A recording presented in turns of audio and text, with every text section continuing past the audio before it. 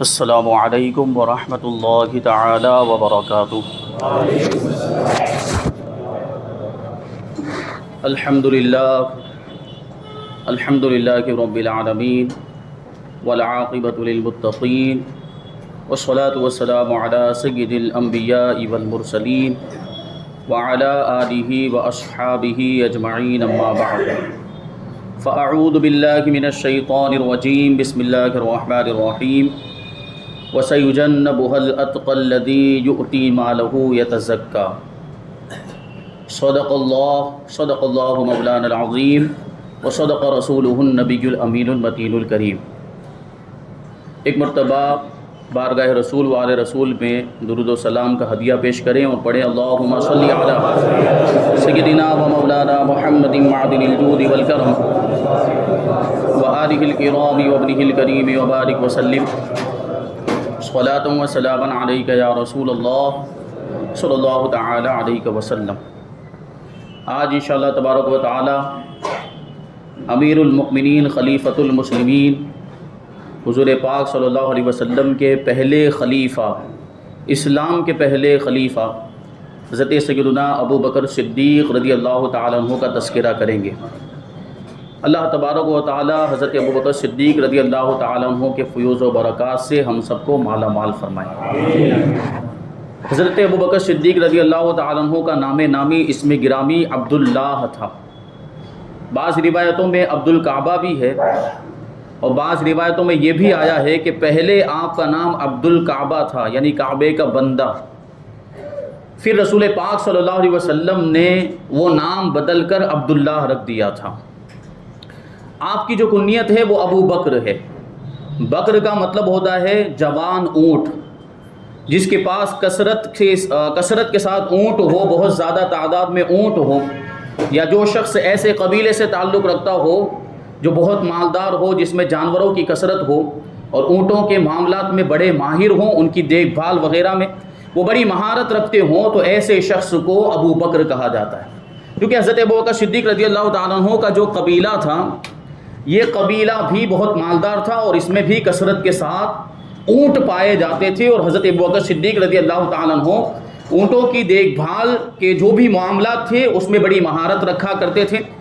ایک وجہ ابو بکر کہنے کی یہ ہے، اور ایک وجہ یہ ہے کہ ابو کا معنی عربی میں والا ہوتا ہے اور بکر کا معنی ہوتا ہے اولیت، یعنی آگے ہونا، پہلے نمبر پر ہونا، سب سے بڑھ کر ہونا۔ کیونکہ حضرت ابو بکر صدیق رضی اللہ تعالیٰ عنہ اسلام لانے میں، نبی کریم صلی اللہ علیہ وسلم پر جان قربان کرنے میں، حضور پر مال لٹانے میں، ہجرت کرنے میں، حضور کے اوپر اپنی جان قربان کرنے میں، اور حضور کے ساتھ جو ہے کہ ہر موڑ پر رہنے میں، پوری زندگی حضور کا ساتھ دینے کی وجہ سے، حضور کی وفاداری کرنے میں، اور حضور کے بعد سب سے پہلے وفات پانے والی شخصیت بھی حضرت ابو بکر کی ہے۔ اور قیامت کے دن جب قبروں سے لوگوں کو اٹھایا جائے گا تو حضور کے بعد سب سے پہلے قبر سے اٹھنے والی ذات بھی حضرت ابو بکر صدیق ہی کی ہوگی۔ اس وجہ سے بھی آپ کو ابو بکر کہا جاتا ہے۔ اور تیسری وجہ ایک بتائی گئی ہے کتابوں کے اندر کہ کنیا بھی ابی بکر لابتکارہ الخصال الحمیدہ، کہ حضرت ابو بکر کو آپ کی خصال حمیدہ کی وجہ سے، یعنی بہترین اور اچھی عادتوں اور خصلتوں کی وجہ سے ابو بکر کہا جاتا ہے۔ حضرت ابو بکر صدیق رضی اللہ تعالیٰ عنہ کا معاملہ یہ تھا کہ زمانہ جاہلیت میں بھی آپ جو ہے کہ انتہائی با اخلاق اور نیک سیرت انسان تھے، اور آپ نے کبھی بھی شرک نہیں کیا، کبھی بھی بتوں کی پوجا نہیں کی، کبھی بھی مورتیوں کے سامنے اپنے سر کو جھکایا نہیں۔ یہ حضرت ابو بکر صدیق رضی اللہ تعالیٰ عنہ کی ذات ہے، اور زمانہ جاہلیت ہی سے حضور پاک صلی اللہ علیہ وسلم کے ساتھ آپ کی دوستی تھی۔ آپ کی جو ولادت ہوئی ہے وہ عام الفیل کے 2.5 سال کے بعد مکہ مکرمہ کے اندر، عام الفیل یعنی وہی ہاتھیوں والا جو واقعہ پیش آیا تھا، ابرہا نے جو حملہ کیا تھا خانہ کعبہ کو ڈھانے کے لیے، پھر اللہ تبارک و تعالیٰ نے کس طریقے سے ابابیل چھوٹے چھوٹے پرندوں کے ذریعے اپنے گھر کی حفاظت فرمائی۔ وہ جو سال ہے اس سال کو عام الفیل کہا جاتا ہے۔ رسول پاک صلی اللہ علیہ وسلم اسی سال پیدا ہوئے تھے، اور حضرت ابو بکر صدیق رضی اللہ تعالیٰ عنہ اس سال کے جو یہ واقعہ پیش آیا اس کے 2.5 سال کے بعد مکہ مکرمہ کے اندر پیدا ہوئے، اور 16 سال کی عمر ہی سے رسول پاک صلی اللہ علیہ وسلم وسلم سے آپ کی دوستی ہو گئی تھی اور پکے یار تھے آپ، ساتھ میں اٹھنا بیٹھنا تھا اور ساتھ میں سفر بھی کیا کرتے تھے اور ساتھ میں رہا کرتے تھے، اتنی پکی دوستی تھی اور حضور پاک صلی اللہ علیہ وسلم کی ہر بات میں اس وقت بھی تصدیق کرتے تھے۔ زمانے جاہلیت میں ابھی حضور پاک نے اعلان نبوت نہیں فرمایا تھا، اس وقت بھی کوئی بات اگر حضور پاک ارشاد فرماتے تو ابو بکر اس کو سچ مان لیا کرتے تھے۔ یہی وجہ ہے کہ آپ کو صدیق کہا جاتا ہے۔ صدیق کا مطلب ہوتا ہے بہت زیادہ سچ بولنے والا اور سچوں کی تصدیق کرنے والا۔ حضرت ابو بکر صدیق رضی اللہ تعالیٰ عنہ جب نبی پاک صلی اللہ علیہ وسلم نے اعلان نبوت فرمایا تو سب سے پہلے تصدیق کرنے والے کوئی تھے تو وہ ابو بکر صدیق تھے، سب سے پہلے ایمان لائے۔ یہ الگ بات ہے کہ بہت ساری دوسری روایتیں بھی ہیں، بعض روایتوں میں آیا کہ مولا کائنات علی مرتضیٰ سب سے پہلے ایمان لائے، بعض روایتوں میں آیا کہ ام المؤمنین حضرت خدیجہ الکبریٰ رضی اللہ تعالی عنہا سب سے پہلے ایمان لائی، اور بعض روایتوں میں حضرت زید ابن حارثہ کے بارے میں آیا ہے کہ وہ سب سے پہلے ایمان لائے۔ لیکن ہمارے امام اعظم ابو حنیفہ حضرت نعمان بن ثابت رضی اللہ تعالیٰ عنہ نے ان ساری روایتوں میں یوں تطبیق دی ہے کہ آزاد مردوں میں سب سے پہلے ابو بکر صدیق ایمان لائے اور عورتوں میں ام المؤمنین حضرت خدیجہ الکبریٰ ایمان لائی ہیں، اور بچوں میں مولا کائنات علی مرتضیٰ سب سے پہلے ایمان لائے، اور غلاموں میں سب سے پہلے حضرت زید ابن حارثہ رضی اللہ تعالیٰ عنہ ایمان لائے۔ تو یہ تصدیق کرنے کی وجہ سے ہی آپ کو صدیق اکبر کہا جاتا ہے۔ معراج کا جو واقعہ کتنا عجیب و غریب واقعہ، عقل میں آنے والا واقعہ نہیں تھا۔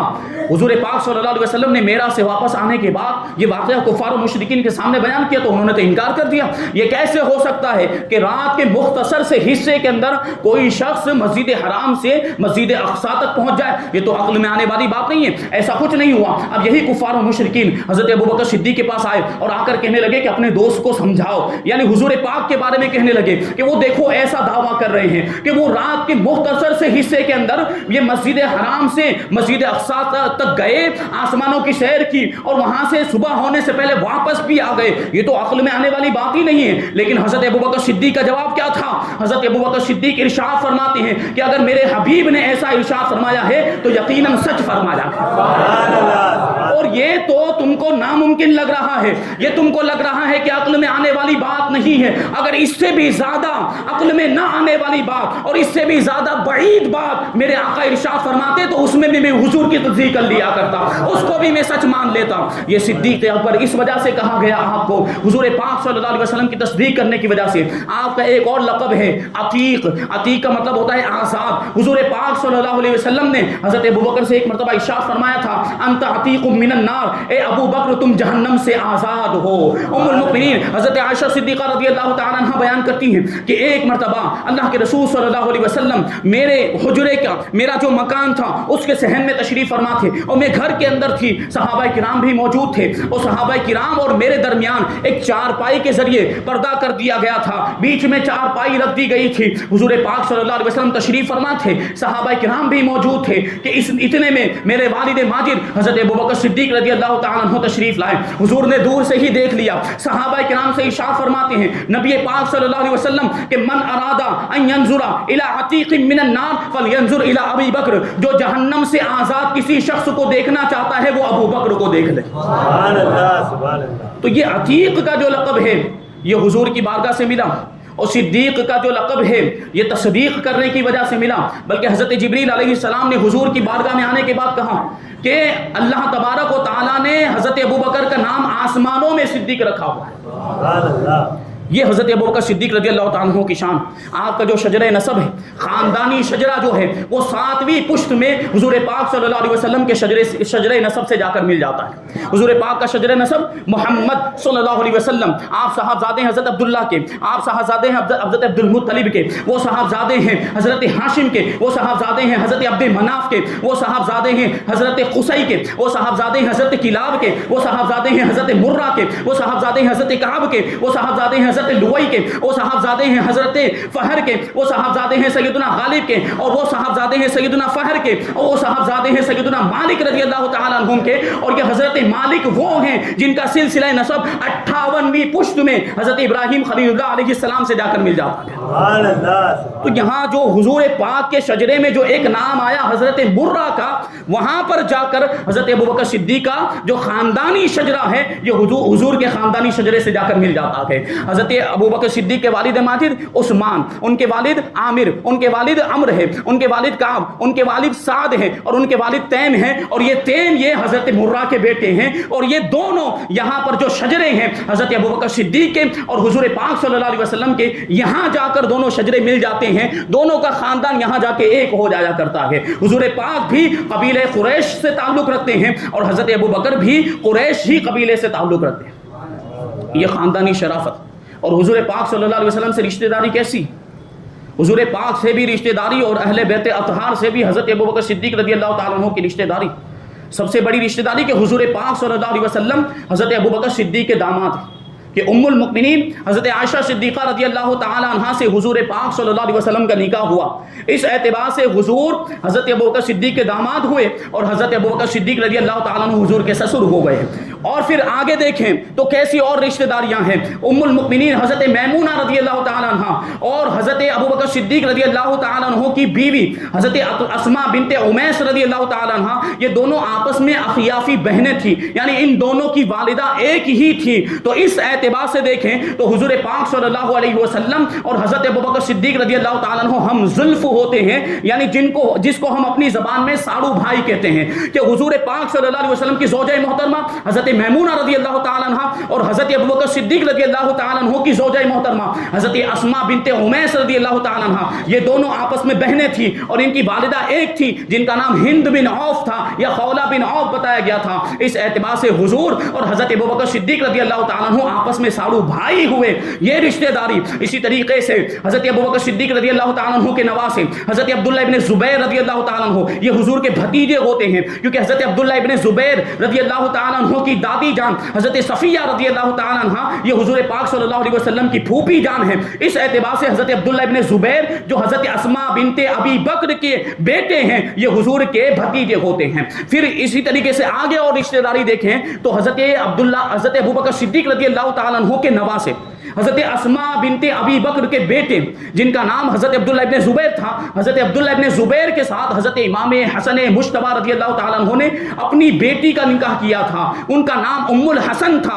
اس اعتبار سے حضرت ابو بکر صدیق رضی اللہ تعالیٰ عنہ کے نواسے حضرت امام حسن مجتبی رضی اللہ تعالیٰ عنہ کے داماد ہوتے ہیں اور آپ ان کے سسر ہوتے ہیں۔ یہ اہل بیت کے ساتھ رشتہ داریاں دیکھیں۔ پھر کیا ہوا، حضرت ابو بکر صدیق رضی اللہ تعالیٰ عنہ کی جب وفات ہو گئی تو آپ کی زوجہ محترمہ حضرت اسماء بنت امیس رضی اللہ تعالیٰ عنہ سے مولا کائنات علی مرتضیٰ رضی اللہ تعالیٰ عنہ نے نکاح فرمایا۔ اس اعتبار سے ان کے جو بیٹے تھے حضرت اسماء کے جو بطن سے جو پیدا ہوئے تھے حضرت محمد ابن ابی بکر، یہ حضرت مولا کائنات رضی اللہ تعالیٰ عنہ کے سوتیلے بیٹے ہو گئے۔ اور پھر حضرت مولا کائنات رضی اللہ تعالیٰ عنہ کی وہ اولاد جو حضرت فاطمہ الزہرا رضی اللہ تعالیٰ عنہ کے بطن سے تھے، جیسے امام حسن، امام حسین، یہ اور محمد ابن ابی بکر، یہ آپس میں سوتیلے بھائی ہو گئے۔ اور پھر حضرت مولا کائنات رضی اللہ تعالیٰ عنہ کی وہ اولاد جو حضرت اسماء بنت امیس سے تھے، جیسے حضرت عون اور حضرت یحییٰ، یہ اور حضرت محمد ابن ابی بکر، یہ سب آپس میں اللہ اخیافی بھائی بہن ہو گئے کہ ان کی سب کی مائیں ایک ہیں۔ اور حضرت علی مرتضیٰ رضی اللہ تعالیٰ عنہ کی دیگر بیویوں سے جو اولاد تھی اور حضرت اسماء بنت امیس کی جو اولاد تھی، یہ سب آپس میں اللہ کی بھائی بہن ہو گئے کہ ان کے والد مولا کائنات علی مرتضیٰ رضی اللہ تعالیٰ عنہ یہ سب کے والد تھے۔ تو باب شریک بھائی بہنوں کو اللہ کی بھائی بہن کہا جاتا ہے۔ تو یہ رشتہ داریاں ہیں۔ اور ایک روایت میں آیا ہے کہ حضرت علی رضی اللہ تعالیٰ عنہ کے دور خلافت میں حضرت حریث ابن جابر جوفی رضی اللہ تعالیٰ عنہ شاہ ایران یزدجر ابن شہریار، ایران کا جو بادشاہ تھا، اس کی دو بیٹیوں کو حضرت امیر المؤمنین علی مرتضیٰ رضی اللہ تعالیٰ عنہ کی بارگاہ میں آپ کی خدمت میں پیش کیا۔ تو بڑی بیٹی سے مولا کائنات نے امام علی مقام امام حسین رضی اللہ تعالیٰ عنہ کا نکاح کر دیا، اور چھوٹی بیٹی سے حضرت محمد ابن ابی بکر کا نکاح کر دیا جو حضرت ابو بکر صدیق کے صاحبزادے تھے۔ تو اس اعتبار سے دیکھیں تو حضرت ابو بکر صدیق رضی اللہ تعالیٰ عنہ اور حضرت علی مرتضیٰ رضی اللہ تعالیٰ عنہ دونوں کی بہویں آپس میں بہنیں ہیں اور دونوں کے بیٹے امام حسن مجتبی اور حضرت محمد ابن ابو بکر یہ آپس میں ہم زلف ہیں، یعنی آپس میں ساڑو بھائی ہیں. یہ رشتہ داریاں تھیں. جب حضرت امام علی مقام امام حسین رضی اللہ تعالیٰ عنہ کا نکاح ایران کے بادشاہ کی بیٹی کے ساتھ ہو گیا تو مولا کائنات علی مرتضیٰ رضی اللہ تعالیٰ عنہ مبارکباد دینے کے لیے امام حسین کے مکان پر پہنچے اور مبارکباد دینے کے بعد ان کا نام پوچھا کہ تمہارا جس سے نکاح ہوا ہے ان کا نام کیا ہے؟ تو امام علی مقام امام حسین رضی اللہ تعالیٰ عنہ نے کہا کہ ان کا نام کیہان بانو ہے.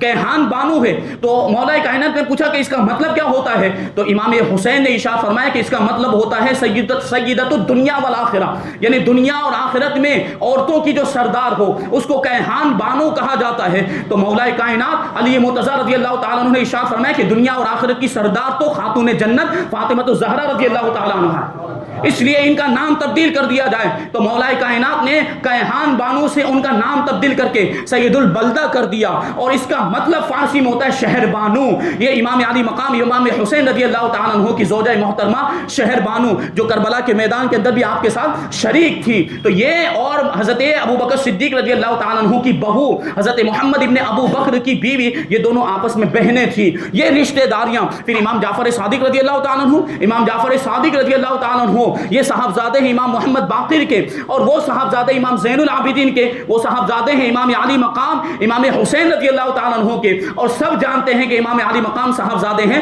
مولا کائنات علی مرتضیٰ رضی اللہ تعالیٰ عنہ کے.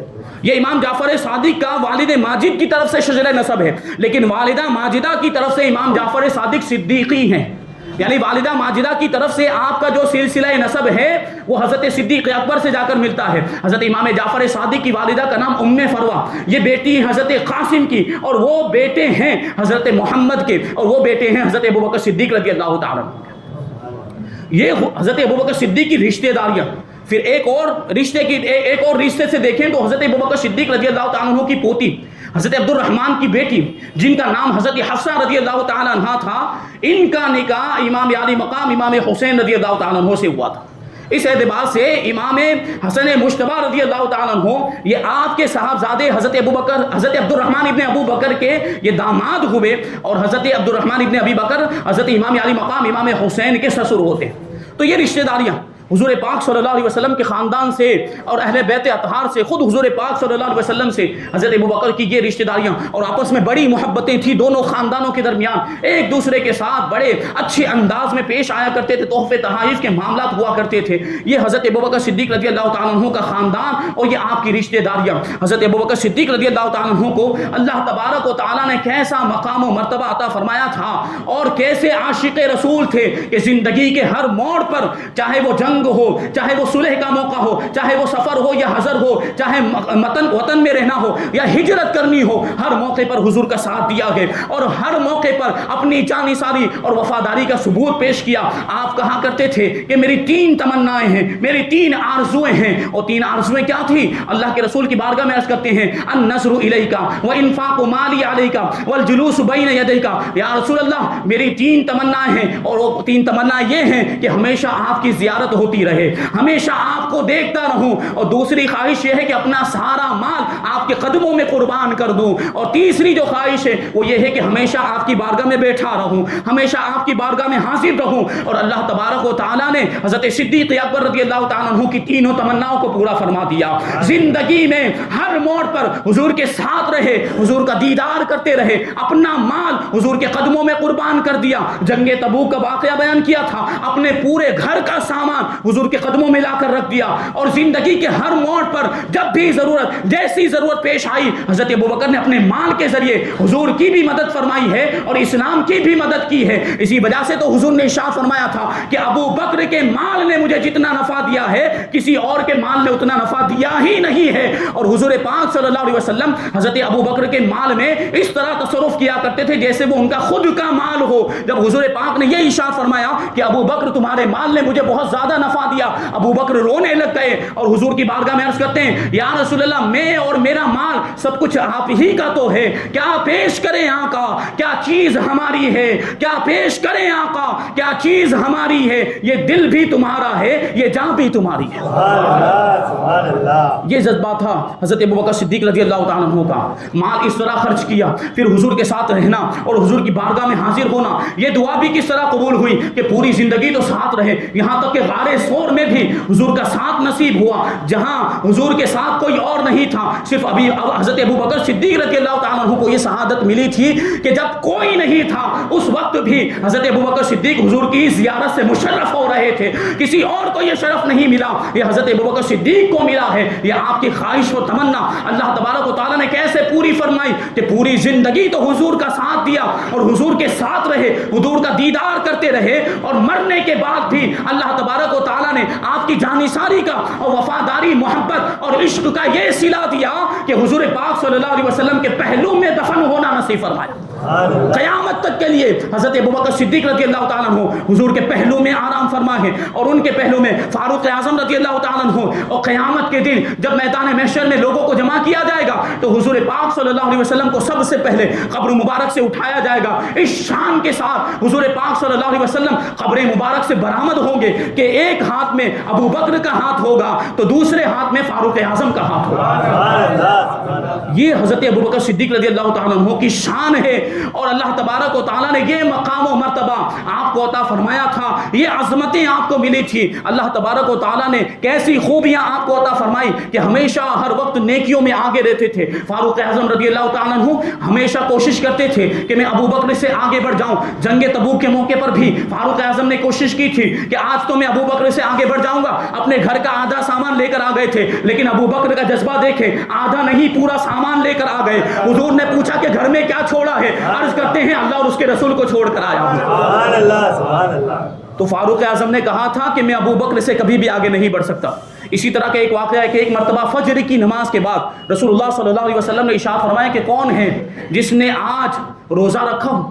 تو فاروق اعظم رضی اللہ تعالیٰ عنہ نے ارشاد فرمایا کہ میں نے رات میں نیت نہیں کی تھی اور نہ ہی روزہ رکھنے کا ارادہ ہے، لیکن حضرت ابوبکر صدیق رضی اللہ تعالیٰ عنہ عرض کرتے ہیں یا رسول اللہ میں نے رات میں نیت بھی کی تھی اور میں نے ابھی روزہ بھی رکھا ہوا ہے۔ پھر حضور پاک صلی اللہ علیہ وسلم نے ارشاد فرمایا کہ کون ہے جس نے کسی مریض کی عیادت کی ہو، جس نے کسی بیمار پرسی کی ہو، حالت دریافت کی ہو، ان کو تسلی دینے کے لیے گیا ہو؟ حضرت فاروق اعظم عرض کرتے ہیں یا رسول اللہ نماز سے فارغ ہونے کے بعد ابھی تک ہم مسجد سے نکلے نہیں ہیں، ہم یہیں پر بیٹھے ہوئے ہیں، تو ہم میں سے کوئی بیمار کی عیادت کرنے کے لیے کیسے جا سکتا ہے؟ لیکن حضرت ابوبکر صدیق رضی اللہ تعالیٰ عنہ عرض کرتے ہیں یا رسول اللہ میں نے مریض کی عیادت کی ہے۔ جب میں اپنے گھر سے مسجد کی طرف آ رہا تھا نماز فجر کے لیے، مجھے پتا چلا کہ میرے بھائی عبد الرحمن ابن عوف بیمار ہیں، تو پہلے میں ان کے گھر ان کی عیادت کے لیے گیا، ان کی بیمار پرسی خبر گیری کے لیے گیا اور وہاں سے مسجد میں حاضر ہوا ہوں۔ پھر حضور پاک صلی اللہ علیہ وسلم نے ارشاد فرمایا کہ ہے کوئی ایسا جس نے آج صدقہ کیا ہو؟ فاروق اعظم پھر عرض کرنے لگے یا رسول اللہ ہم آپ کی بارگاہ میں حاضر ہیں، نماز سے فارغ ہونے کے بعد یہیں پر بیٹھے ہوئے ہیں، ہم میں سے کوئی مسجد نبی سے باہر ہی نہیں گیا، تو وہ صدقہ کیسے کر سکتا ہے؟ لیکن تیسری مرتبہ بھی کوئی جواب دینے والا تھا تو وہ ابو بکر صدیق تھے۔ پھر کہتے ہیں یا رسول اللہ میں نے صدقہ بھی کیا ہے، جب میں عبد الرحمن ابن عوف کی زیارت کر کے مسجد کی طرف آ رہا تھا، میرے ساتھ میرا بیٹا یا میرا پوتا تھا، راستے میں ایک سائل ملا، مانگنے والا ملا، وہ مانگ رہا تھا کھانے کے لیے کچھ دے دیا جائے، میرا جو بیٹا یا پوتا تھا اس کے ہاتھ میں روٹی تھی، تو میں نے وہ روٹی کا ٹکڑا لے کر اس سائل کو دے دیا اور میں نے صدقہ کر دیا۔ رسول اللہ نے تین چیزوں کے بارے میں پوچھا تھا کہ کس نے روزہ رکھا ہے، کس نے مریض کی عیادت کی ہے، کس نے صدقہ کیا، کسی اور نے جواب نہیں دیا۔ اور اگر ان ساری چیزوں پر عمل کرنے والی کوئی ذات تھی پورے صحابہ کرام کے مجمع کے اندر، وہ ابو بکر صدیق رضی اللہ تعالیٰ عنہ کی ذات تھی۔ اس وجہ سے رسول پاک صلی اللہ علیہ وسلم نے اسی وقت 2 مرتبہ حضرت صدیق اکبر رضی اللہ تعالیٰ عنہ کو جنت کی بشارت عطا فرمائی۔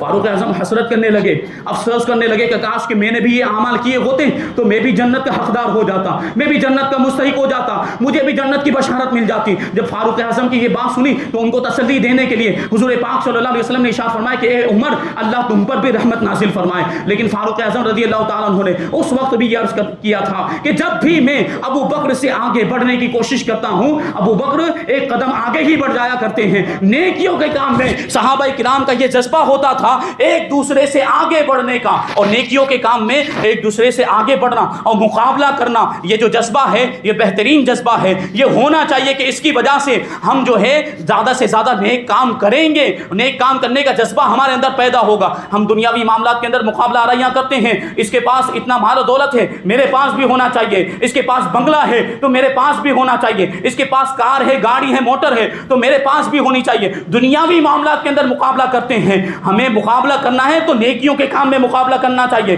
اللہ تبارک و تعالی ارشاد فرماتا ہے فاستبقوا الخیرات، نیکیوں کے کاموں میں ایک دوسرے سے آگے بڑھنے کی کوشش کرو۔ یہ صحابہ کرام کا جذبہ تھا۔ حضرت ابوبکر صدیق رضی اللہ تعالیٰ عنہ کی نیکیاں دیکھیں کہ ان کی نیکیاں یہ کتنی عظیم الشان ہیں۔ حضرت ابوبکر صدیق رضی اللہ تعالیٰ عنہ یہ حضور پاک صلی اللہ علیہ وسلم سے کیسی محبت کرتے تھے، کیسے عاشق تھے۔ اعلیٰ حضرت امام عشق و محبت امام احمد رضا خان فاضل بریلوی رضی اللہ تعالیٰ عنہ فتاوی رضویہ کے اندر ارشاد فرماتے ہیں کہ اولیاء کرام فرماتے ہیں کہ پوری کائنات کے اندر نہ مصطفیٰ جیسا کوئی پیر ہے نہ ابو بکر جیسا کوئی مرید ہے۔ نہ مصطفیٰ جیسا کوئی پیر ہے نہ ابو بکر جیسا کوئی مرید ہے۔ ایسا تعلق تھا حضرت ابوبکر صدیق رضی اللہ تعالیٰ عنہ کا۔ وقت کم ہے اور وقت کی پابندی کا بھی حکم دیا گیا کہ وقت تھوڑا کم کیا جائے، زیادہ ہو جا رہا ہے، اس لیے یہیں پر گفتگو کو ختم کیا جا رہا ہے۔ انشاءاللہ تبارک و تعالیٰ پھر کبھی موقع ملا تو حضرت ابوبکر صدیق رضی اللہ تعالیٰ عنہ کی شان مزید بیان کی جائے گی، آپ کے فضائل اور آپ کے واقعات اور حالات کو انشاءاللہ تبارک و تعالیٰ پھر کبھی بیان کیا جائے گا۔ اللہ تبارک و تعالیٰ کی بارگاہ میں دعا ہے کہ جو کچھ بھی بیان ہوا اس پر ہم سب کو عمل کرنے کی توفیق عطا فرمائے، صحابہ کرام سے اور اہل بیت اطہار رضی اللہ تعالیٰ عنہم سے محبت کرنے کی توفیق عطا فرمائے، اہل سنت و جماعت پر ہم سب کو قائم و دائم رکھے اور اسی پر ہم سب کا خاتمہ فرمائے۔ وما علینا الا البلاغ۔ السلام علیکم۔